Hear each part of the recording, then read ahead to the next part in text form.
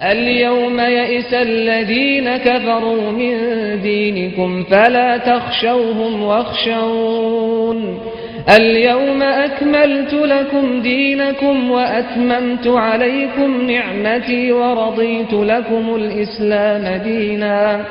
بسم الله الرحمن الرحيم. الحمد لله رب العالمين وصلى الله على محمد وآله الطاهرين ولعنة الله على أعدائهم أجمعين إلى قيام يوم الدين. وقال سبحانه وتعالى وَلَقَدْ بَعَثْنَا فِي كُلِّ أُمَّةٍ رَسُولًا.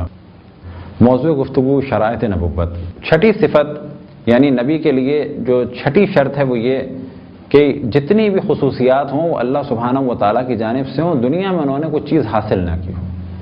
جتنی بھی فضیلتیں ہیں ان کے پاس وہ سب کی سب اللہ سبحانہ و تعالیٰ کی جانب سے ہوں, کسی کے ذریعے سے حاصل نہ کی ہوں. اس جانب ہم نے علم کے موضوع میں توجہ دلائی کہ مکتب نہ گئے ہوں, کسی سے حاصل نہ کیا ہو. اگر حاصل کیا ہے صرف اللہ سبحانہ و تعالیٰ سے حاصل کیا ہے. اللہ اور ان کے درمیان یا صرف ایک فرشتہ ہو سکتا ہے جیسے جناب جبرائیل وحی لاتے تھے, یا کوئی اور انسان سبب بن سکتا ہے کہ نبی کو علم دے یا کوئی فضیلت عطا کرے, لیکن وہ انسان بھی نبی ہوگا اور اس نبی کو اللہ سبحانہ و تعالیٰ کا حکم ہوگا کہ اس نبی تک یہ چیز پہنچا دیں. ورنہ عام انسان قطعاً ایسا نہیں ہو سکتا کہ نبی اس سے کچھ علم حاصل کریں اور بلند مقام پر فائز ہوں اور عام انسان ان کا استاد بنے. بس چھٹی شرط یہ کہ نبی کے پاس جو بھی علوم ہیں, جو بھی خصوصیات ہیں وہ اللہ سبحانہ و تعالیٰ کی جانب سے ہیں.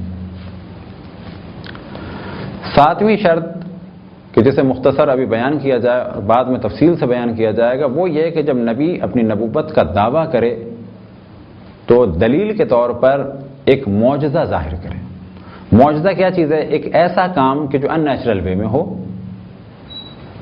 اور لوگ اس کی مثال لانے سے عاجز ہوں, اور یہ کام دعوی نبوت یعنی اپنے نبوت کا اعلان کرنے کے بعد ہو اور نبوت کے اثبات کے لیے یعنی نبوت کو ثابت کرنے کے لیے ہو.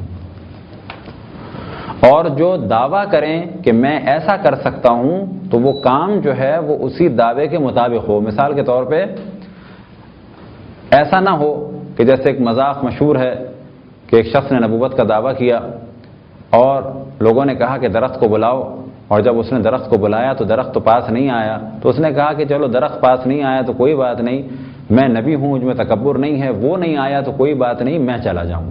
تو اس ایک واقعے سے مثال دی جا سکتی ہے, اور وہ یہ کہ اگر اس کا دعویٰ تھا کہ درخت کو میں بلا سکتا ہوں تو بس یہ درخت کو بلا سکے, نہ یہ کہ بلایا تو وہ پتے اس کے جھڑ جائیں, بلکہ جو دعویٰ تھا وہی ہو.